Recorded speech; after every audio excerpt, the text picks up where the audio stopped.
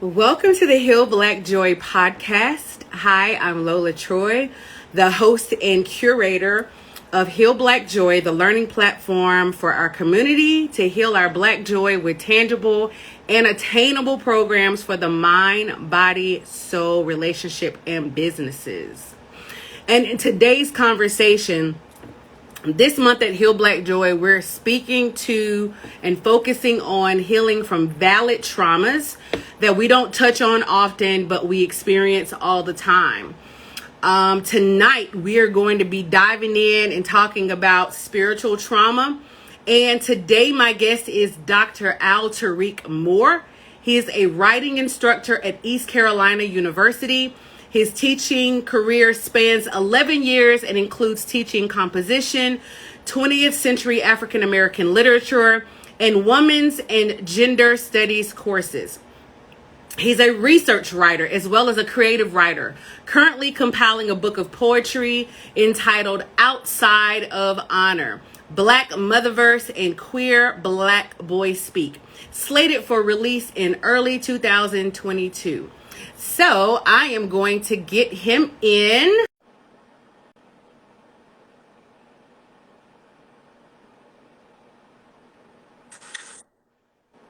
I'm already late. It's early 2022. How are you, my dear? I'm good. How are you? Y'all heart it up. Share this right now with your tribe. We want this thing to just light up. So please share this with your IG tribe, your IG family. I am so elated to have you on our platform. I'm super duper excited about what we're going to cover tonight. You shared your story with me. Let me just tell the Heal Black Joy tribe how we came together. So I've got to give a shout out to my girl, author Kai Kelly, because she was like, you have to get this man on your platform. You just have to have him on. So as I always do, I reach out to my friends and I reach out and I'm like, okay, who is this person? And I sent you a message and I gave you my formal introduction, right? Yeah. And in my formal introduction, I was telling you who I was and how I had this platform and how I love to bring like-minded folk together. And you responded to me by saying, is this Lola Troy from North Carolina who sang whatever song that still lives in your head, right? And I'm like, wait a minute, he knows way too much about me. Let me get him on the line and find out what is going on here. And how does he know me? Just to find out, we were at school at the exact same time. Around the same time. I think I may have dropped out at that time, but I was still kind of around campus. You were around campus. We know so many of the same people. Yeah, like it's like 6 degrees of separation. Maybe less. 3 degrees of separation, right? That's probably 3. Accurate. Yeah.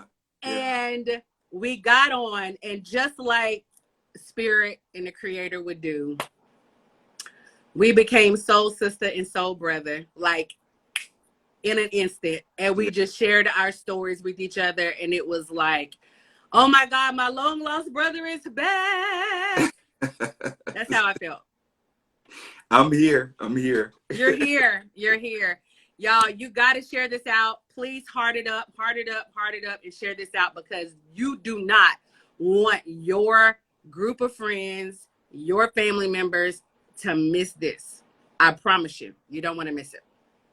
So before we get in and dive in, I want to give a disclaimer. Some of this information, you guys, is going to be triggering for some, okay? If you need professional help when it comes to this particular type of trauma, we have resources of therapists that we can refer you to, because spiritual trauma is real. This is something that is super duper real. And in our community, it's something that a lot of us have experienced, probably more so than not. Yes. You know? So let me get into it. Spiritual trauma occurs as a result of events that threaten and damage our core spiritual values and goals. This can be a result of either abuse, by religious or spiritual figures, or being raised with a toxic or overbearing interpretation of that religion or spiritual belief. There are many ways spiritual trauma can occur: physical, emotional, or sexual abuse by a religious or spiritual authority figure, constant fear-based education about religion that results in anxiety about the world and lack of trust in our own abilities and decisions, using religion or spirituality to oppress or manipulate others into behaving a certain way, religious education that imposes shame on learners about their bodies and natural, even sacred human functions, being rejected or judged harshly by friends or romantic prospects on the basis of religious observance or non-observance. So I'm sure all of that, if not some of that, if most all of it resonates with you. I wrote the list down. I was like, wow.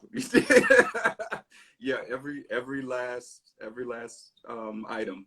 Yeah, it all resonates in one way or another.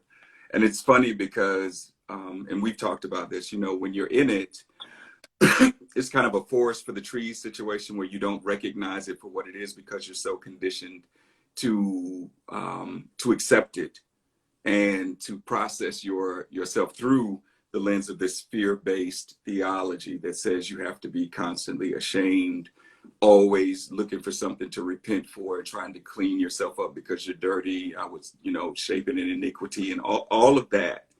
But you don't really recognize that until you get some distance from it and you're able to look back and reflect and parse it out for what it exactly is. But yeah, every last item on the list. Oh man, this is such this. When I was telling you yesterday, I was like, when I was writing these questions, I was getting hot, like literally, my being was getting hot. Probably more so because I understand spiritual trauma. I've had my own spiritual trauma, not so as in depth as yours, but just being manipulated for your gifts. That's a big thing when it comes to spiritual trauma. That was something that was not included in that little blurb that I just wrote. But if you are someone who is gifted, talented, spiritually in tune, a lot of times manipulative leaders will hone in on those gifts and, you know, basically exploit you for your gift. This is outside of just the abuse. They will exploit you for your gift without any type of compensation. Like in the Black church, let's just talk about the Black church because we both have experience in the Black church. And I don't want people to say, you know, I'm not saying that all Black leaders are like this or all church leaders are like this. I want to be very specific. There are a group of people that are leaders that very much so manipulate and utilize people for their gifting. And that is something that I'm talking about. That was something that I experienced and never was compensated for. It was basically like, oh, you use your spiritual gifts and God is going to bless you anyhow, anyway, Right. kind of thing, right? Yeah. Whereas if you were in another setting, in another community, you would be compensated for it, whether you were singing or playing an instrument or hosting an event or speaking, preaching, whatever those things were. If you were teaching, they would assume that you're supposed to do it for free because your reward is taught. Your reward, you're going to get that when you get to heaven. Right? Yeah. Yeah. So let's talk about your spiritual trauma, where it all began. How do you identify it as? Was it manipulation? Was it abuse? What was it for you? Wow. So it was all of that at various points.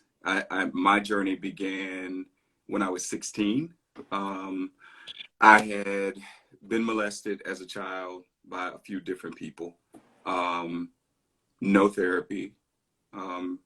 It was one of those things that, you know, we discussed it and then we never talked about it again. It was a one and done conversation.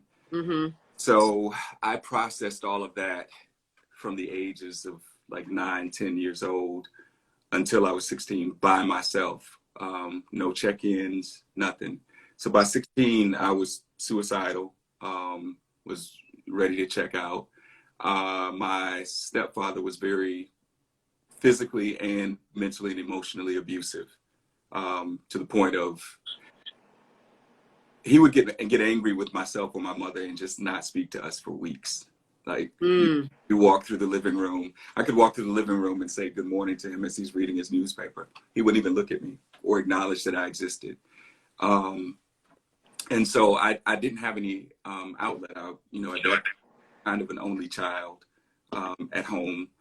My brother left home when I was 10, he was 15. And so there was no one to talk to. My parents weren't really talking to each other. Nobody was talking to me. It was a silent house. At 16, I was ready to check out. And I called one of my aunts one Sunday morning and just asked her to pick me up for church, because I wanted to get out of the house. I wanted to get away from him, from that environment. And I was like, let's go to church. Maybe God will fix it. If God doesn't do something for me today, this is it. Today is going to be the day. So I go to church. I get saved.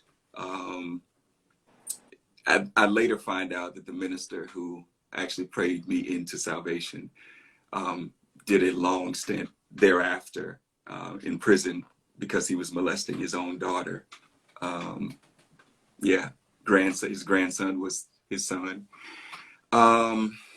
So it started there, and I became a member of, I won't say the name, but one of the largest Pentecostal organizations in the world. And as you were talking about, like the abusive doctrine and abusive approaches to theology that are very rigid and structured to the point where there is no freedom for the individual. That's what it was. I couldn't go to the movies. I couldn't listen to R&B music. I couldn't wear shorts in the summertime because that would be showing too much flesh, and you don't want to give somebody else a problem with their flesh. So it was oppressive. It was rough. I didn't go to my high school prom, homecoming, none of that. All those memories, those opportunities, gone. I started preaching at 19.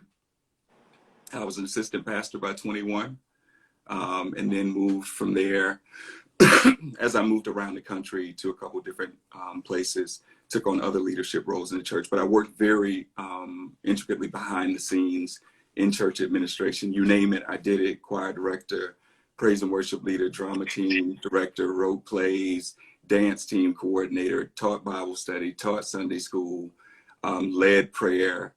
You name it, I did it. But I think being in church leadership was where it all went wrong, or right. Before you get into the actual trauma of it all, Mm-hmm. I want to go back to some things that you mentioned because I think it's key that we highlight the continuity of how you were basically groomed for this. Mm-hmm. When you go back to your childhood and you go back to your family dynamic, Mm-hmm. your father was abusive, Mm-hmm. and your mama was emotionally disconnected. Mm-hmm. And so you wanted an out. Mm-hmm. You didn't have a parent that was connected to you emotionally. So you were probably looking for a figure to believe in, a figure to trust in, a figure to listen to and adhere to. Yeah. Would that be correct?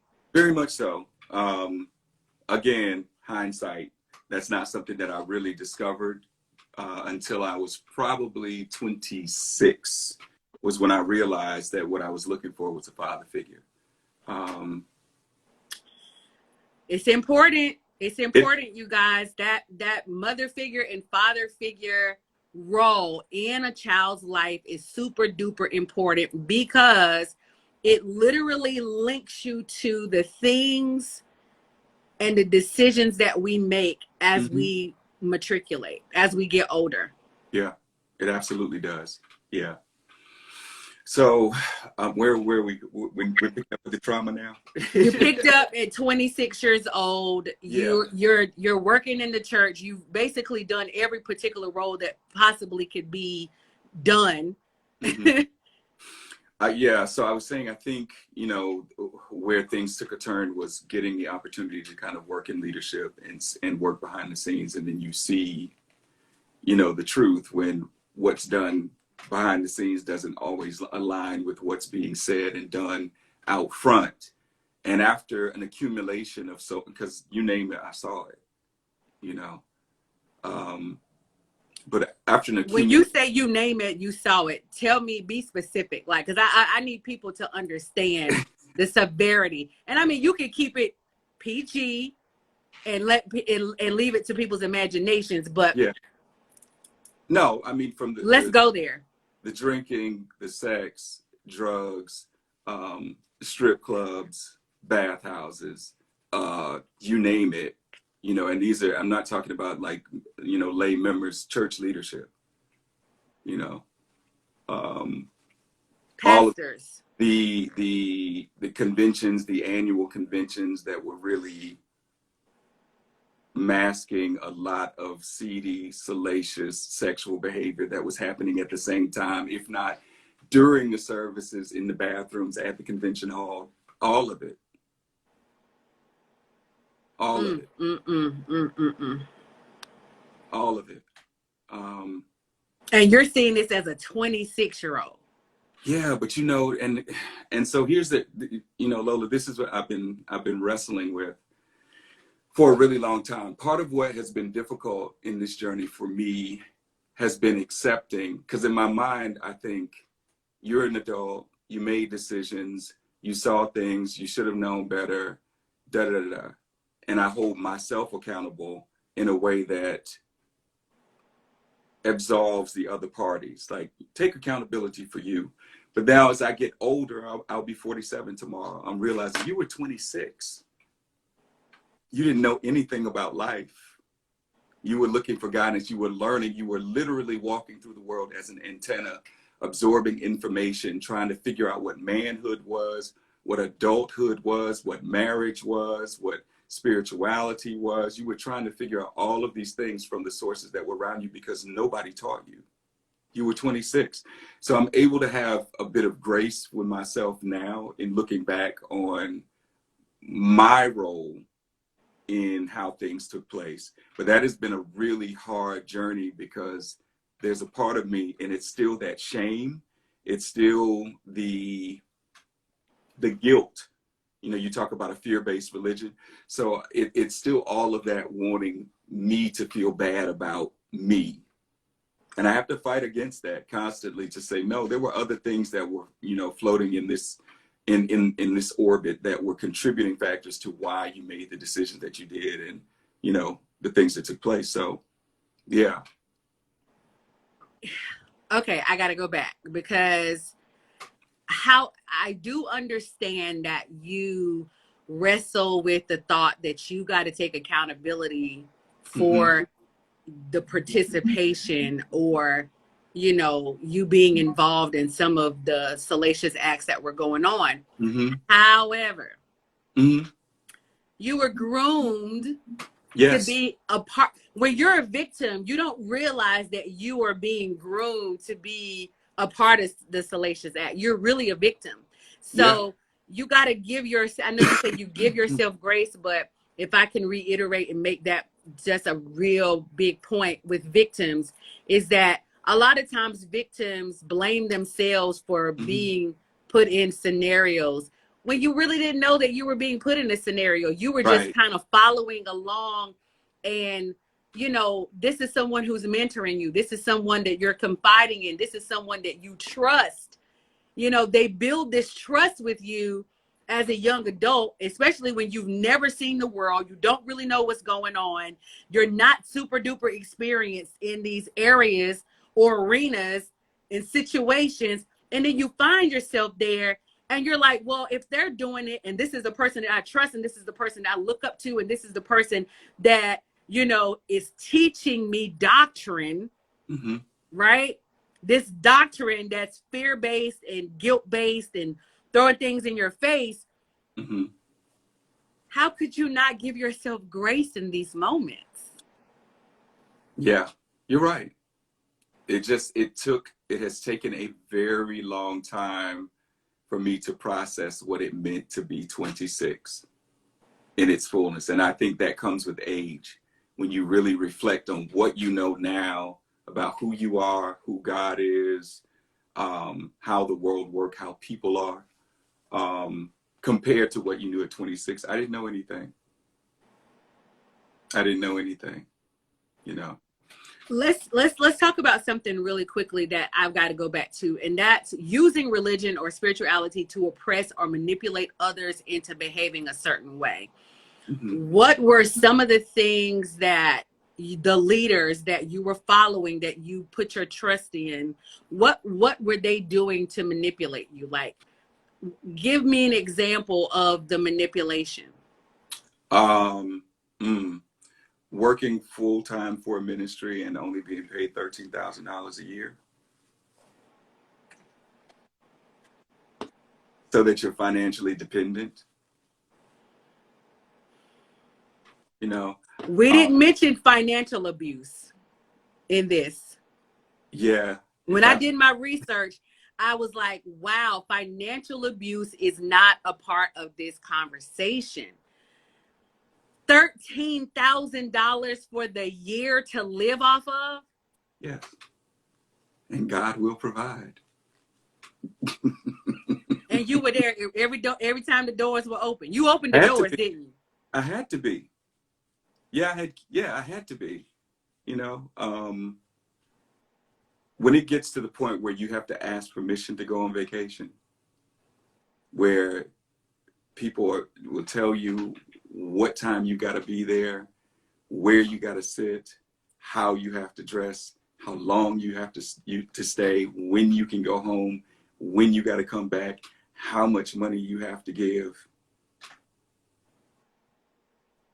All of that, you have no agency whatsoever in your own spiritual development. And the truth is, you're not developing. You're just adhering to a doctrine of fear and being sufficiently fearful enough that you blend in with the rest of the sheep. And if you did not comply, what was the ramifications of not complying? Oh, I mean, the dreaded thing, when you have immersed yourself so deeply in a religious community that it becomes your identity, the ultimate threat they hold over your head is, we will take that from you. Oh, you don't get to be a minister anymore. You can't come to this, or you can't pay this amount of money. I'm going to have to sit you down. And because you're so immersed in it, you don't realize in the moment that, like, what does that mean? You're going to sit me down. Does that mean I'm not a minister anymore because you say so? Well, and if I get sat down, does that mean now that my $13,000 is that's being taken away from me as well? Because if I'm not performing and I'm not adhering to my duties in ministry, and you sat me down, does that mean that they have the wherewithal to not pay you? It never gets to that, because once your money is taken away, once your opportunity is taken away, and the lingering threat that the money might be impacted by it, you fall in the line every single time. 13,000, you have to fall in line. It's a manipulation game. It is. And then, I mean, even to the point of outside opportunities to minister that were, offered to me, being, secretly blackballed and told, no, he's not ready. No, I don't think this is a good idea. No, that's my bread and water right there. And you don't want me to eat unless you give it to me. So you're totally dependent on the person who is abusing you. Yeah. And you guys, you see this so much. I don't know if you guys have seen this, The Way Down. Have you seen that documentary? No, I haven't. It's about a cult in Tennessee, and this woman, basically, she was a nutritionist who wrote a book about losing weight. Mm-hmm. And in her writing the book about losing weight, she started having these workshops and people started listening to her, and she got on TV and talked about the way down, and she Mm-hmm. started doing these workshops all over. She became super duper charismatic and started a church based off of this book that she wrote. Mm-hmm. And she has a church in Tennessee where it's very dogmatic. It's very like, you can only commune with the people that go to that church. You can only marry people that are a part of that church. She divorced her first husband and she married this guy. And last year they got in a plane crash going to a MAGA event. And she, her husband, and 5 other people, her son-in-law, which was her daughter's husband, and some other church leaders, all were killed as a part of this plane crash, right? So now her daughter is now like kind of has lost her husband, lost her mother, lost her stepfather, lost other leaders in the church. She's not really fully equipped because her mama didn't equip her to take over. And she now is like trying to keep the cult together based off of, you know, not sound doctrine. Because the doctrine that her mother gave was, if there's some shame that comes to you, if there's some illness that comes to you, if there's some things that come to you like, you know, illness, death, divorce, anything like that, is God punishing you for something that you didn't do because you weren't compliant to her and her ministry. Mm-hmm. So with them dying, what does that tell this congregation? Mm-hmm. Because it took all of them out. It kind of defeats the doctrine. You know what I mean? Like, it throws them in a loop where it's just like, but when you're fully immersed in cultish behavior, in a doctrine that's dogmatic and it's super duper controlled, it doesn't allow you to think outside of yourself, outside of those walls, right? You're only hearing from people that are abusing you and controlling you. Yeah. And you're dependent on it. Yeah. Yeah. It's interesting. I'm glad you mentioned that word. I did it. I had a podcast at one point in time and did an interview with a friend of mine who's young Black gay minister. I'm not sure whether I think at that time he was casually attending an affirming church, but hadn't made a decision about becoming a member. But I listened to him talk about his experiences in church, and he's devoted and dedicated. Because I look at, as a Black gay man, I look around it, and I know lots of Black gay men who are in churches, who are ministers, pastors, this, that, and the other, elders. You know, the congregations may or may not know, or they may just choose to pretend that they don't know, because that's common. But I listened to him talk about his experience, and then I asked him, you know, define a cult for me. And so he starts walking through his definition of what a cult is. And you could literally kind of hear this ton of bricks just sitting in on him, like, I was in a cult. I was in a cult. Yeah. Yeah. And I've had that revelation that's what it was. Again, the list of things I gave you, I tell you when you can go, where you can sit, what you got to wear, how much you got to pay, all of that. It's either a cult, who you can be around. It's a cult or a pimp. Either one, they both serve the same function. Don't forget who you can be around. Yeah, and that. Oh, bring them to the church because we need to see if they paper Bible saved. Yeah. Yeah. Are they, you know, are they influencing you to do things that are not in alliance with what we teach you? Because if they are, then you don't need to be around them. So too often when you say the word cult, people get this Jim Jones image in their head, and they think, well, he's not offering us Kool-Aid, but you are drinking the Kool-Aid, and you are dying.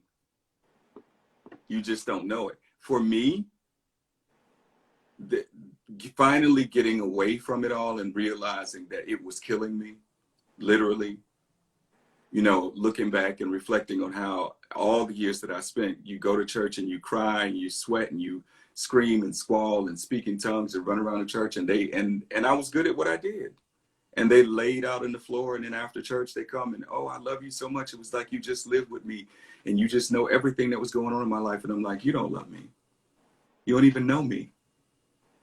If I told you the truth of who I am right now, you would have nothing to do with me, and you're going home and you're going to feel great. But I'm about to go home and pop some antidepressants with some vodka and hope I die because I hate myself that much. You don't know me, you know.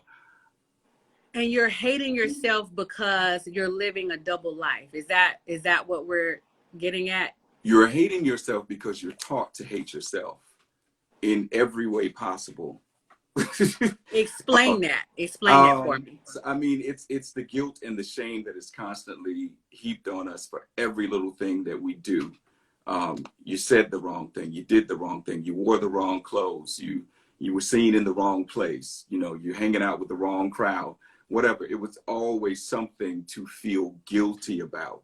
Always something that you should always be assessing yourself in some kind of way that comes up with a harsh criticism and reveals something that you can correct about you, because that's the ticket to heaven. You got to keep washing yourself. You got to keep scrubbing, which means I have to keep digging into guilt and shame and dark places that in my life and seeing myself through that lens. I didn't realize that I had been battling depression my entire life, and that being a part of this organization only made it worse. And yes, the sexuality piece was a part of it, because I knew what God had called me to do. And I knew that, you know, I'm a spiritual person. I knew that, you know, in the church lingo, I was anointed to preach. I knew that, you know, I was effective in ministry. But then there was this duality, this other part of me that I could help everybody else, but I couldn't help me. And that is one of the most painful positions to be in, when you see all of the people that you're laboring for going up and growing and progressing, and here you are chasing after this elusive thing that you've been taught and told about called deliverance, and you can't find it. Can we talk about that for a second? Because I know there's a lot of doctrine that goes around, you know, in Christianity, where God can only use you if you're doing things right and in right standing with, not necessarily right standing with God, but in right standing with the leader of the congregation that you're a part of. Right. And because of that, because you're always seeking and you're always looking to get better and always looking to be delivered from something, it's like you're chasing, you're this rabbit chasing the carrot all the time. Like, you never can get completely delivered. Yeah. So I can see how that would play on you into thinking that you're not good enough. Right. Because you're always seeking to be delivered from something. Not only that, you know, the direct abuse from the pulpit, when you have, you know, preachers and evangelists and pastors who get up and call people sissies and faggots from the pulpit. In some cases, it's because there's an obligation. I need to throw off attention so that nobody's paying attention to me.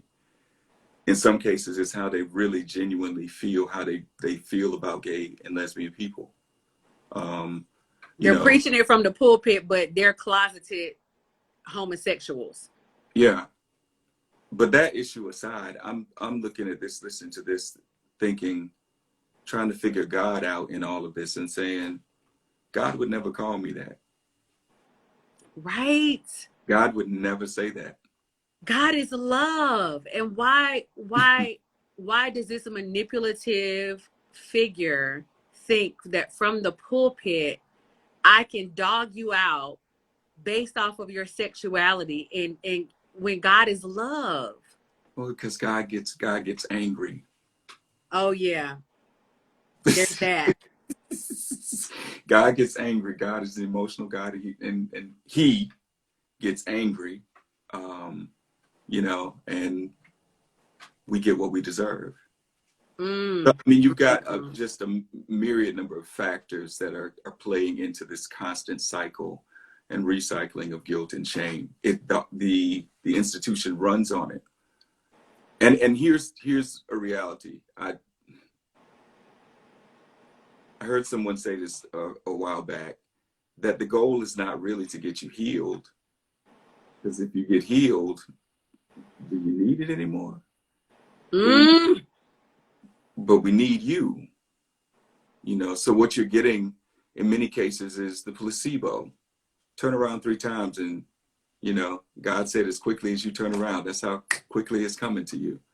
You get a placebo. You get a feel good every week. When I look back on it now, knowing the things that I know now, and I reflect on all of the running around the church, screaming at the top of your lungs, and the tears, and the people just throwing themselves, some in some cases, I'm not saying everybody, but they're very specific, and lots of them cases now where I think about that. We called it joy then, but now I look at it, that was anxiety, that was depression, that was bipolar disorder, that right there was something else, and none of this was being treated, and nobody in this institution right now is qualified to speak to any of it. You know, I've had a similar issue around specifically LGBTQ issues, because the common practice, particularly in Pentecostal circles, is this whole thing of confession and, you know, you coming to the altar for deliverance and sort of outing yourselves. And there were instances where I refused to participate in that as a minister. I went home. And when asked why, I said, because number one, you just got all these people up here to just expose themselves to an entire congregation. Maybe this person has been traumatized. Maybe this person is confused about their sexuality. They're not certain yet. Maybe this person, you know, is still trying to figure things out. God forgives, people don't. 5-10 years from now, when that person wants to get married, or you remember when they were down at the faggot altar call. People are not going to forget that. So I'm not participating in that. And on top of that, you let this preacher come in here and expose all these people who now all know about each other. So you've created an even bigger problem for yourself if the institution is geared towards purity, because this one and this, they didn't know about each other before all of this happened, but now they all know. And he's going to get a fat check and go home, and your ministry does not have anything in place to help these people when he's gone. Not only that, not only are you exposing these people in their most vulnerable time, but if you've got someone who's manipulative and that is preying on someone that's in their most vulnerable state, that's a gateway in to say, hey, let me minister to you. And then you're now grooming that person, you know, for other acts, other traumas. Yep. And I still think what subtends all of that is still, it's to induce shame, to get you shameful enough that you won't want to do it again, because you need to come and confess in front of all these people. And when they see it, you know, you've got, we say it's accountability, but the reality is the way that community, most of these communities, Black religious communities are set up, is not to be open and welcoming or supportive in the aftermath of that, but rather to continue to isolate, separate, continue to make the person feel self-conscious, feel their difference from everybody else. So it's a totally different experience. The experience that I, as a gay Black man, would have at church versus the experience of someone else. And that was, you know, sort of the dividing line for me with a lot of people. We have 2 totally different experiences. This is still an issue. I have friends who are still attached to the church, and we have conversations, but I'm learning not to dive into religion, because you're still there. I get it. You're still attached to it. Right. So you don't see all of these layers and the way that all these things are working together to create oppression. But when you get an institution like this, where all of this repression that we're talking about, everything that is natural and endemic to who you are as a human being, is wrong. When you get that much repression in one place, what do you think is going to happen? You know, eventually it's like a pressure cooker. People explode, because you can put the square peg in the round hole, you know, or you can try to put it in there, but it's not going to stay. Eventually it's going to pop out because it doesn't fit. And for me, the most important thing in this journey is learning that God or spirit or whatever, however you want to reverence that energy, is about freedom and about truth. And that for me was the problem that sent me out the door, because you're telling me that God loves the truth more than anything else. And I'm not understanding how God is getting any glory out of me being forced to live a lie. Whoa. I don't see how that works. That math ain't mathing. The math is not mathing. It's not mathing. A lot of the doctrine is so contradictory, you know, and how it's presented. Because let's like your experience in the LGBTQ community in church, and let's say a heterosexual person who's young, who is vibrant, who maybe participate in having sex, right? So not only are they confessing as well, because now you're sinning because you've had sex, you know, before marriage. And then you don't like you were saying in those times, I don't care what the sin is, if you confess at an altar, right? There is no blueprint or no training module after you've confessed your sin to say, hey, let's put you in a class and let's walk you through how to become a better person. It's just like, no, I'm going to expose you. I'm going to dog you out. I'm going to talk about you. I'm going to talk about you to all the people that were in the in the church that witnessed you come up there in your most vulnerable state. And there's no embracing of the person. There's no let's sit down and and welcome you into our you know community. It's not like, I want to talk to you about what your sin is, or why are you doing this, or what's causing you to do this. Have you had some trauma in your life? Have you been abused before? There's nothing set up in church organizations that, well, I'm not gonna say all of them because I don't want to speak for all, but in the Black community, I haven't seen it.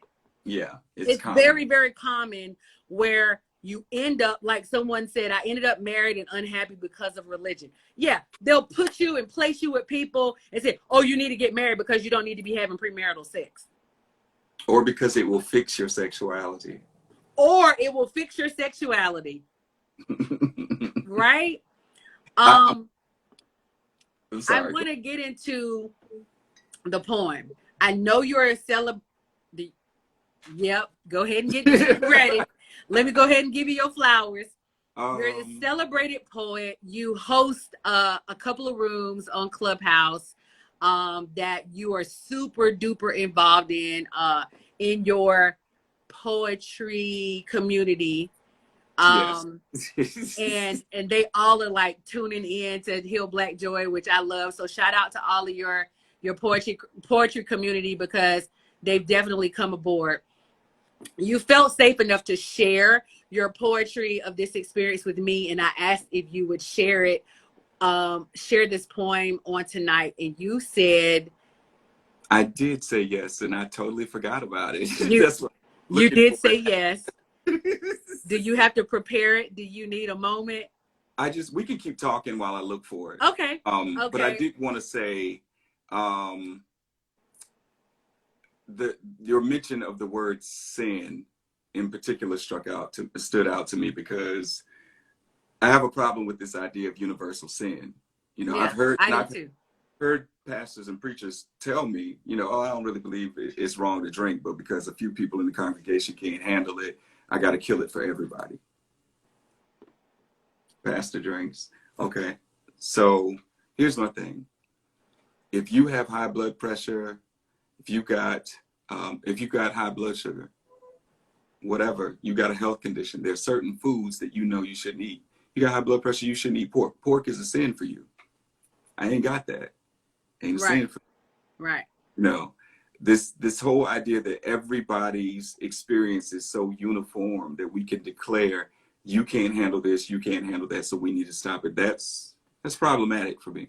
especially when it's coming from an individual who very obviously, based upon physical appearance, and this is common in the Black church, has a problem with discipline. But you want to talk to me about my lack of discipline. You can't tell me nothing.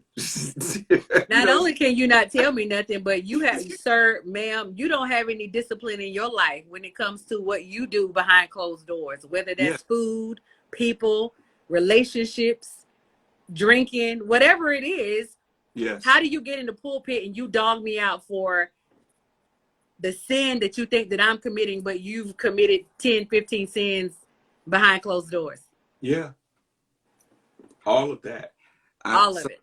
I don't have the poem on my computer. It's in my notebook. Can I step off camera real quick? You can absolutely step off camera. I just want to like point out some of the comments here.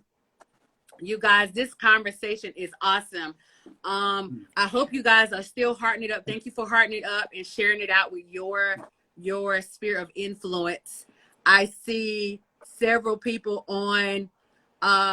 Someone said, yeah, why don't they talk about forgiveness? And Grace said, why don't they talk their sin? I'm just wondering.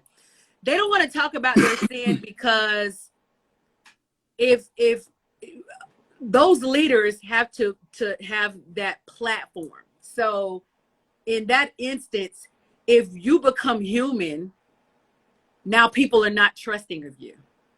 Mm-hmm. Right?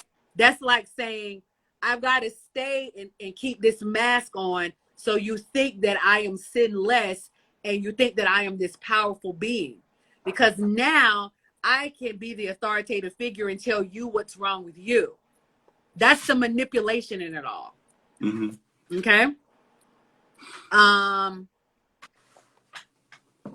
God didn't make us different only to punish us the same. Lati Deshay said that. Exactly. Exactly.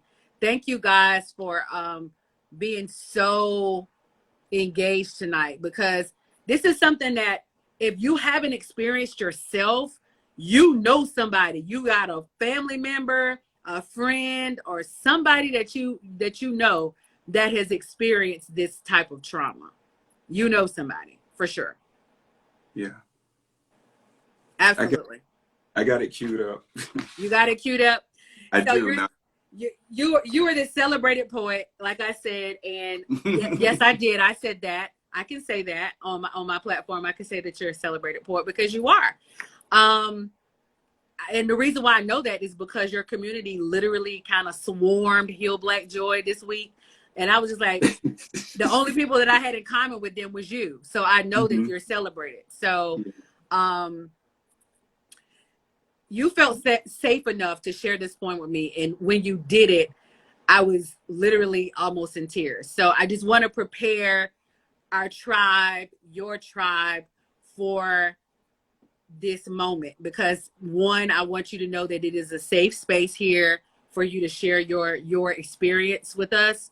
But I believe this sheds light on what a lot of victims experience in these settings, but they never come forward with the information because of guilt and shame. Yeah. All right. So I haven't read this since that day. So I might be a little rough because it's handwritten and I've lost my glasses, but whatever. This is called A Predator's Prayer.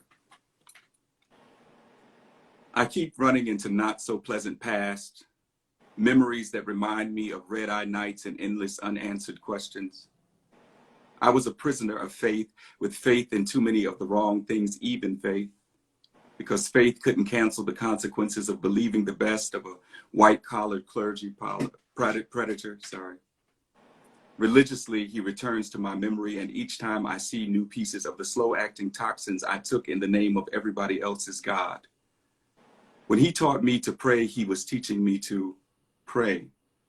So like any naive student, I studied him, unaware that this was grooming his unassuming evil and old kind practice and perfected by predecessors who perverted the faith, converted the faith to a fiction of sexually harassed proportions, a distortion of doctrine, an abandonment of decency, doxology shouted out to the perfectly syncopated punch of penetration. hi-hat cymbals and rim shot replaced by the shuffling sounds of rearranging faith, frottage, and ever-swelling fear. Parts and pieces of my person moved to strategically eliminate space for the clarity that would allow me to see that I was being baptized by Judas instead of John, washed in the dirty water of the world's belief in so-called exceptional men who walk the world collecting ears in a bag made for money, so no one could actually hear the rustling and rusty hinges of a not-so-secret closet where Black boys and men are laying on the altars of priestly perversion as Abrahamic sacrifice of so-called sons. Ones not born of the wives they shun and leave to pray in the middle of the night. She prays as he prays for answers she already has and meat already in his mouth. Fatted calf and ram in the bush. The Levites destroyed my temple, loved me like reapers who each time they touched took something. Sometimes love is a leech that reaches inside you to capture that which is coveted innocence. The last remaining bits each encounter a bountied roundup of any and everything worth anything inside of you, feasting on your fear and abandonment and rejection, your need to heal, your gaping, weeping, open wounds paraded on display in an exercise they call praise, which was only a pageant of private oppression to supply sufficient liquid for his communion cup. He drank the juice of my scars, felt around for my missing father, fitted me for non-existent shoes, wanted me to learn to walk in the flesh on bare feet in the nude, slowly shedding all my protections, convinced this must be how God heals. When a predator prefers you, he has already been aware of you for far longer than you have of him. He has tracked your paths and gathered intel on your days, as well as your insecurity. He has rationalized in his mind that his love is pure and you are not sure of what real love looks like. So he must teach you the truth he cannot proclaim before the congregation who would refuse to understand the situation. When predators pray, their God's answers tell them to pander to the most desperate parts of your heart, meet the needs neglected, the ones nobody else knows about, and weave a spell of unexplainable attachment that slowly turns all the colors of every inch of your exposed skin. He knows what keeps you awake at night, knows the nightmares conveniently clipped from your public testimonies, your testimonies that tell too much of the trauma, but still not enough to leave you totally bare-bodied. You've always been naked to him because he is always trembling.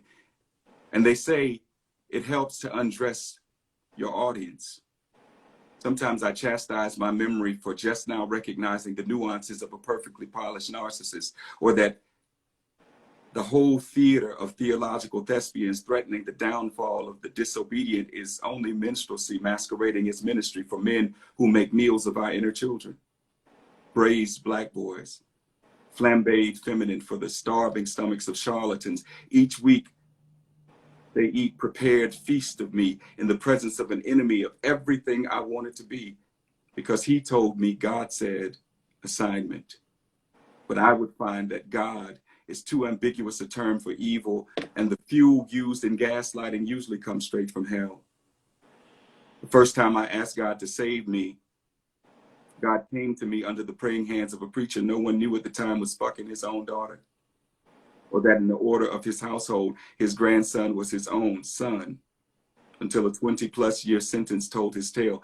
The last time I asked God to heal me, he revealed to me instead a pastor who left me for dead and walked away in white gloves, convinced that love doesn't exclude his dick. He thinks his hands are clean, in pristine condition, because everybody pretends they don't know the truth of his tricks in between. I've known adulterers and repressed rebels whose best efforts at bringing about God's, or being about God's business, said lying about your truth was a useful tool in the house of God. I've seen swingers and pedophiles praise God for a while, then turn and set up after-service sex with a wink. I've seen body blasphemy in church bathrooms and underground communities of carnal Christians who commit all the acceptable sins except mine, I think. But they find forgiveness that I have never been given for the shit that I didn't even do. I only wanted to be somebody's son. And what was done birthed all the broken babies I have carried, still birthed in my brain. I've seen a lot of things in the temple, but I've rarely seen God.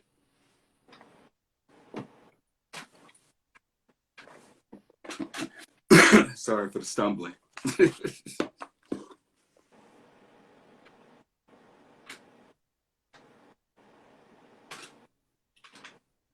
Where do we go after that? Where do we go after that? First of all, let me just say thank you for being vulnerable enough to share your experience. And I mean, people are just quoting, making meals of our inner children, body blasphemy, polished narcissistic. Mm-hmm. I said, when predators prey, like they were just taking bits of things that you were saying and putting fire, you know. I mean, because every part of it gave us the greatest description of your experience in its devilish, demeaning, praying way. Prey, praying way. Thank you. No, my pleasure. Thank you for sharing. I'm sorry. I think I told you that when you read that to me. Yeah. I'm sorry. I'm sorry as a person in our community, as a mother, as a sister, as a daughter, as a child of the Creator. I'm sorry.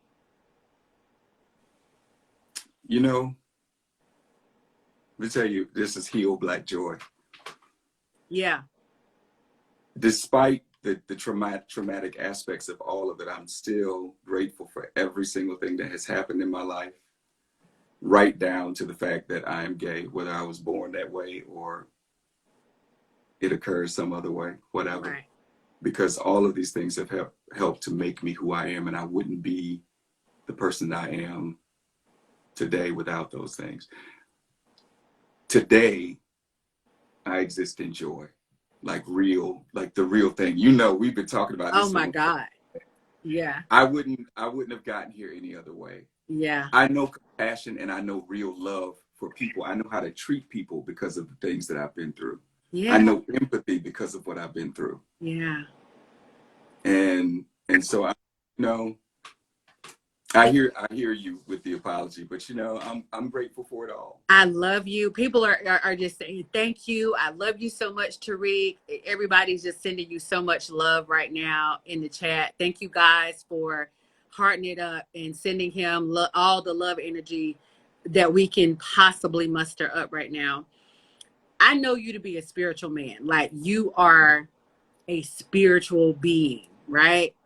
Were you ever mad at God? I don't know. I know that I was mad. And I was mad because 22 years of my life are gone that I can't get back. And there are moments when it, that comes and goes, and I feel like I believed in Santa Claus a little too long. Yeah.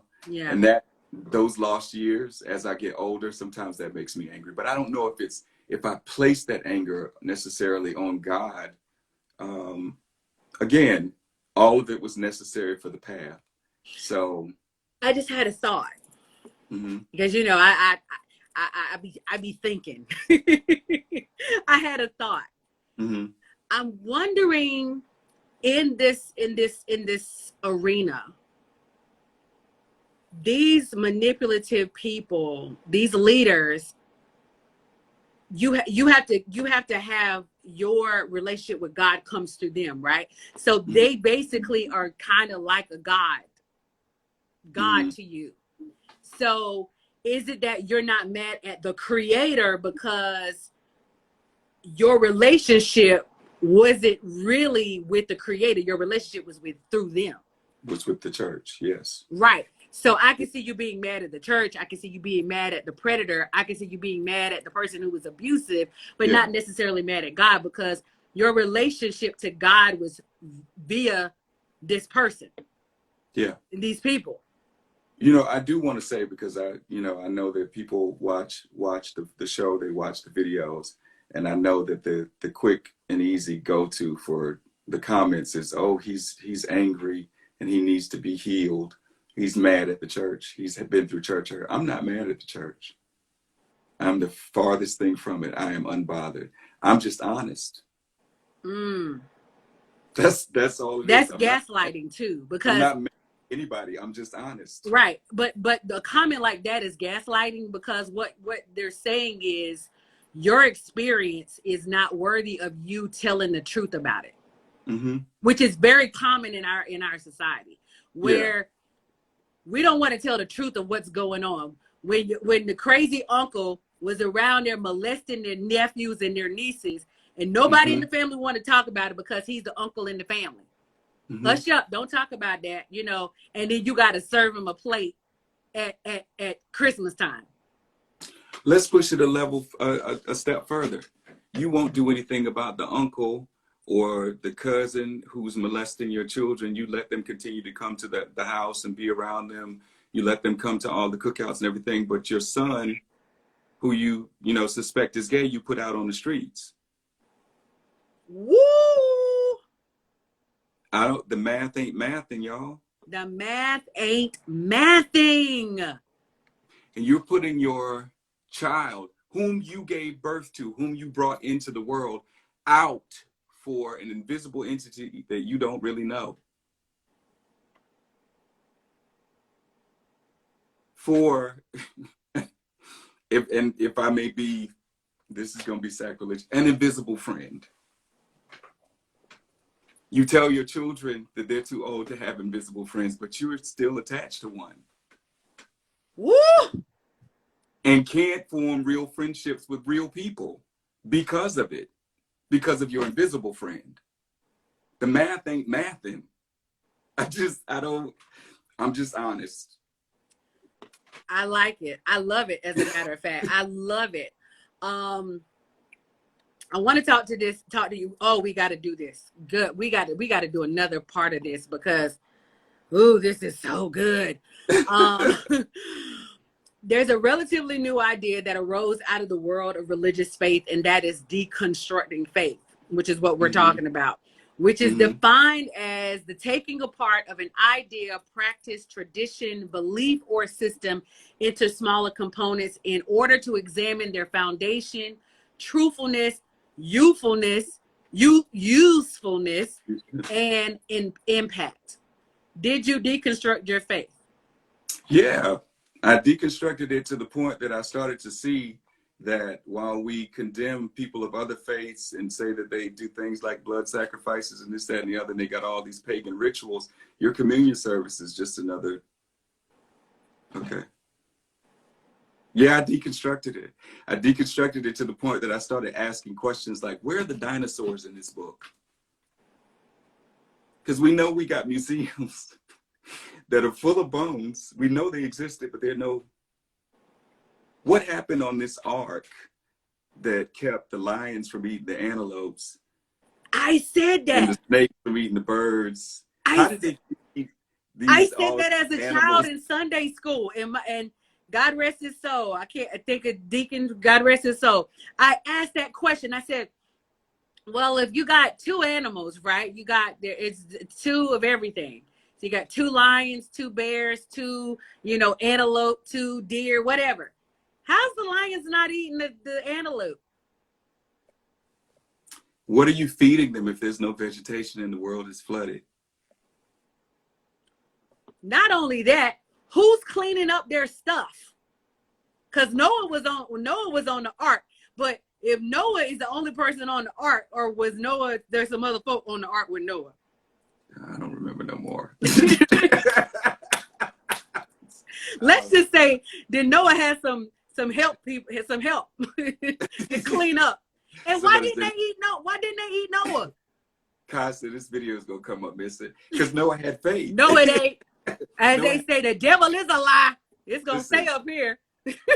I deconstructed it until it didn't make sense no more, and then I had to work through the journey of accepting it doesn't make sense. Now, I'm not saying that it's useless. I want to be clear about that. I just don't read the Bible as a historical book of fact.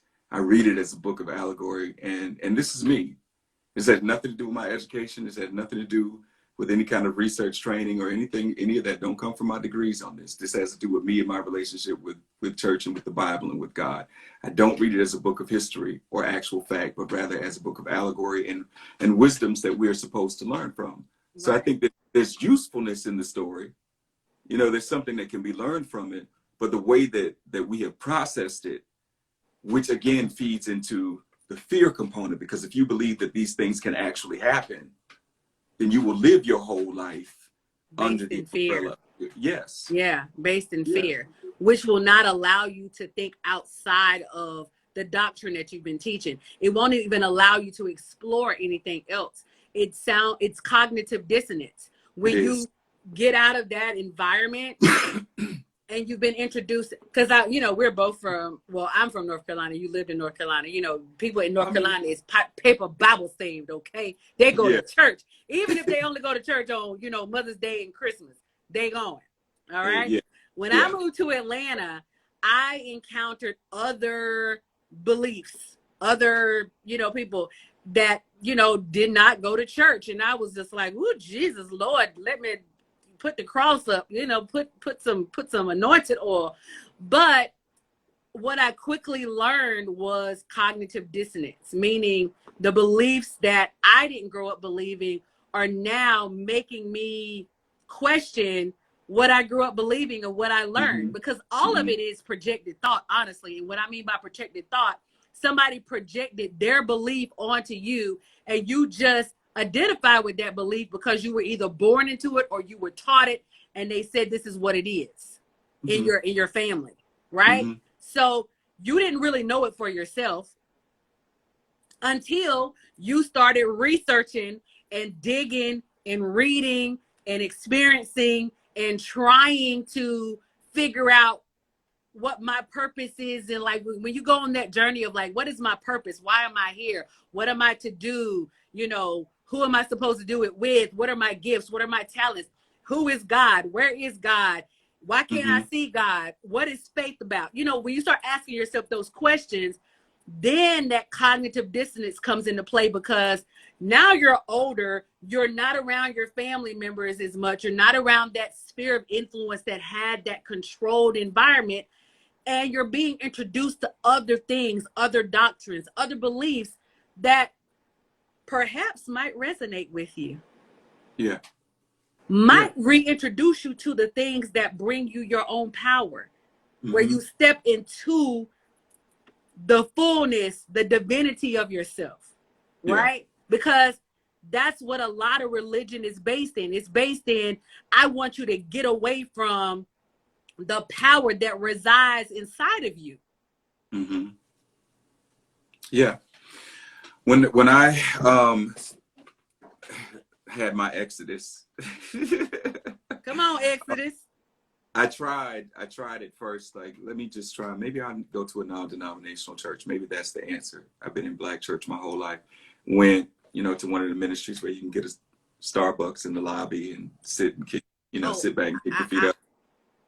I was the worship leader at one, but go ahead.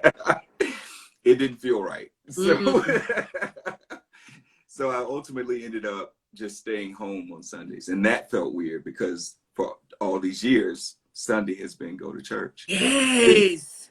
I had no idea what to do on Sunday morning. But the first step in healing for me was doing exactly what you said, stepping outside of the parameters of what I've been taught and what I know, and being willing to learn about other spiritual approaches that are, more useful than what I had experienced. So my best friend is Black, gay, Buddhist. When we met around this time. Never tried to introduce me to it. He just told me that he was. But I watched him over time, and I realized this man is happy.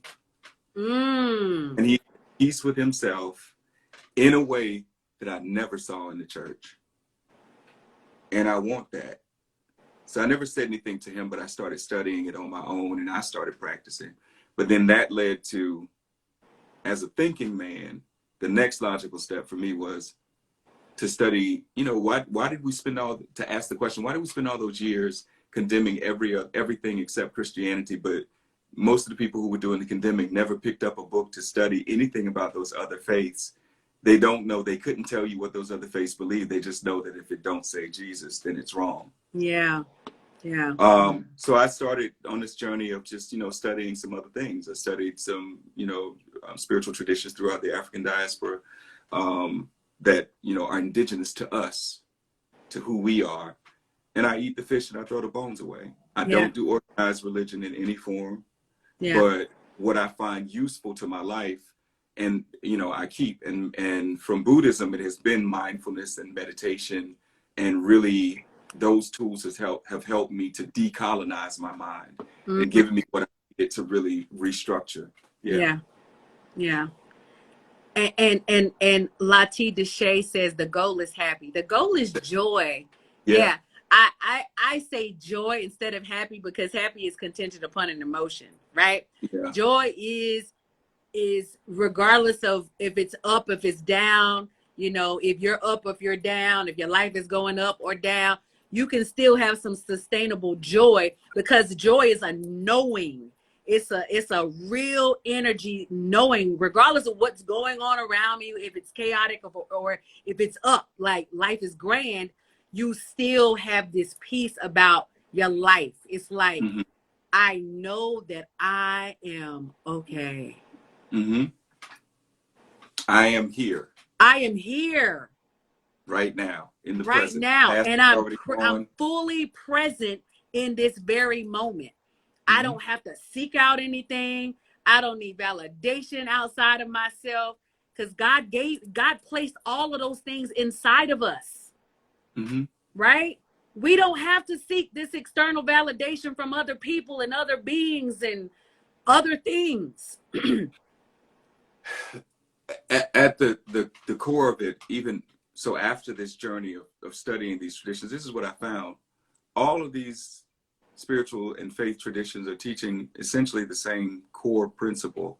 They just calling everything by different names, but at the root of all of them is the one thing that nobody seems to get right: love. You love yourself, you love God, spirit, universe, however you want to reference that. You love your brothers. And if it starts here, if you love yourself, the rest of this stuff is going to fall in line. It's not, but that is the thing. That's the thing that is missing. So I can't allow myself really to get caught up in the minutia of other people's ideas about what makes one acceptable and what makes you spiritually, I don't know. I can't think of a better word at the moment. Spiritually sound or spiritually, yeah. Yeah, so I can't give any credence to any of that. Yeah. What brings you joy? I know you've experienced trauma, but in this very moment, let me just say this. We want to shout out. Can you give us your Cash App or something? Because your birthday is tomorrow. And Dr. Tariq is graduating this weekend, you guys. Yes, his I Ph.D. Am. Okay. So boom, boom, boom on that. We want to give you some love. We want to shower you with love. Can you put in the chat for us and I don't know how to pin it. I've been trying to figure out how to pin this thing. I don't either. Somebody pin comment. Okay, I pinned it. Yay! Thank you, forgiveness and grace. That is his Cash App. You guys, please, bless up to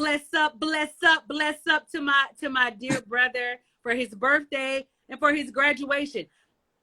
I know what brings you joy. I know I just went off subject, but I was like, yeah, where were we going? I wanted to get that in because you, a Black man that has experienced this trauma, the joy of it all for me is not only to celebrate you in your birthday, but celebrating you in your education, because I know what it takes to, well, I don't personally know what it takes to get a PhD, but I can assume and believe that it was countless hours, dedication, time, you juggling, you working as a professor, you know, you doing your poetry, you having your businesses, you being married. I know a lot of that takes a lot to juggle. And so for that, like she said, it's a doctor in the house. I want to celebrate that. I do want to celebrate that. So I want to give you your flowers and say that I'm super duper proud of you for your achievement, your dedication, you know, your stick-to-itiveness of getting to the end, man. I mean, that's amazing. That is amazing. I'm so proud of you. I'm so super proud of you. But let's get back to what brings you joy in the moment. Creating. I'm discovering as an artist, a writer, singer,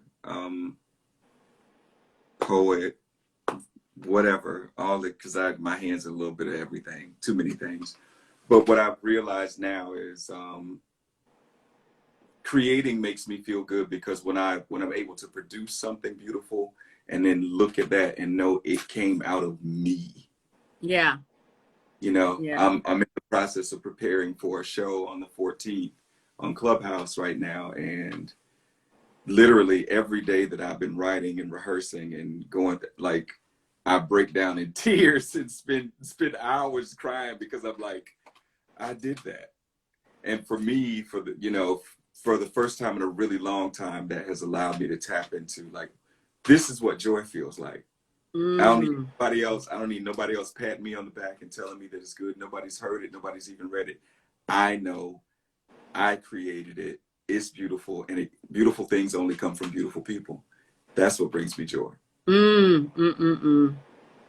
That's amazing. Yeah. Being able to not only create, but to bring it to fruition. Everybody that's a creative understands this. Like, to get out your, not necessarily your content, your song, your poem, your music, your blog, your post, your writing. Everybody understand what that journey is, because a lot of times we don't feel worthy of getting it out, right? We sometimes we sit in those thoughts like, oh, it's not good enough. Oh, it's not completed. Oh, who's going to listen to it? Who's going to resonate with it? It doesn't matter, you guys. It's about getting it out. It's about dying empty. When we leave this earth, coming into this earth, we're here to create. That's what we're here for. To create and to love. Yeah. That's what we're here for. You're a singer. You ever find yourself around the house singing and you be like, girl, do you hear yourself? Did you hear what you just did? You know, I shared that story with you. You know, my journey in singing has been, that's a whole nother, that would be a whole nother Heal Black Joy show, in dealing with my thought process about my journey of singing. Yeah. I'm going to get back to it, but it's a mindset shift for me. I'm not even talking about singing in front of people, just singing. Like, I sing in the shower every day. Yeah, I have a full-fledged concert every day. I do. Yeah. Yeah. That's what I'm talking about. When it's good to you, it doesn't require it. It's freedom for me. It is. It's freedom. I found so much joy and peace and creativity, to the point where I was telling my best friend today, I literally get irritated when my phone rings, because I'm just like, okay, this is where my focus is right now. This is what's Yeah. So it's that for me.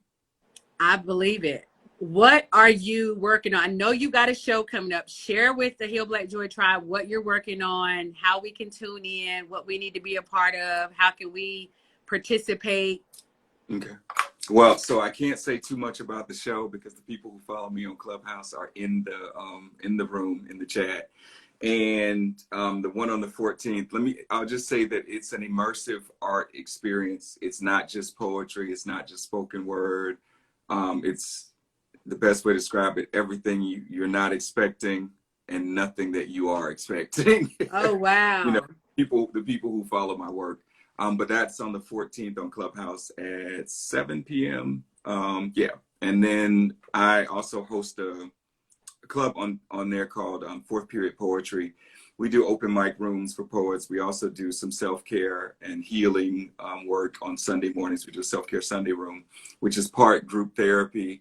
It's part open mic. It's part, church for people who don't really go to church.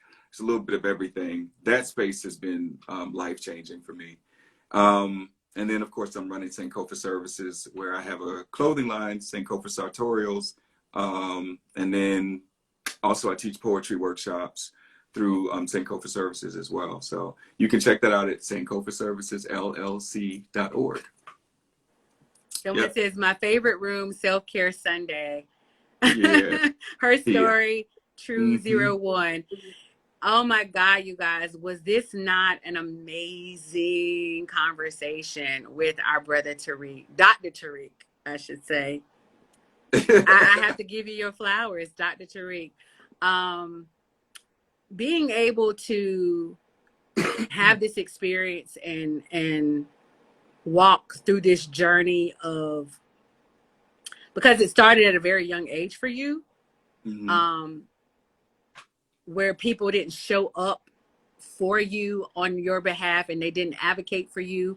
And so it led you down a path of abuse. Honestly, that's what it led you down a path of, and trauma. And just to see you on the other side of it, my brother, is amazing and inspiring. And it brings my heart joy. And I know it brings Heal Black Joy tribe members joy just to witness someone, because the whole thing with Heal Black Joy is I want to show you, yes, we have trauma, but I want a blueprint of how we get to the joy.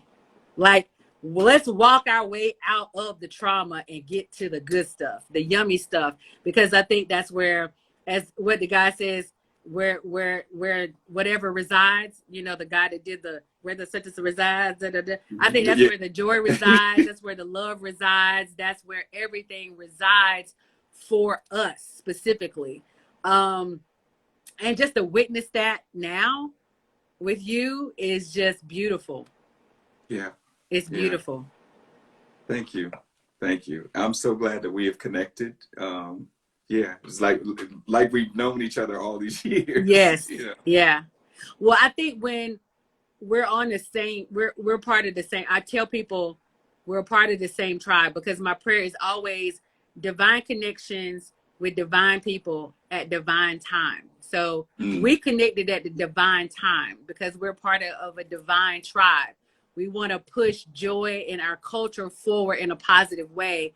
And it's familiar. You know what I'm saying? It's nothing but laughs and giggles and kikis, because we just have a good time. Like, we really are on the same journey in trying to make the world a better place.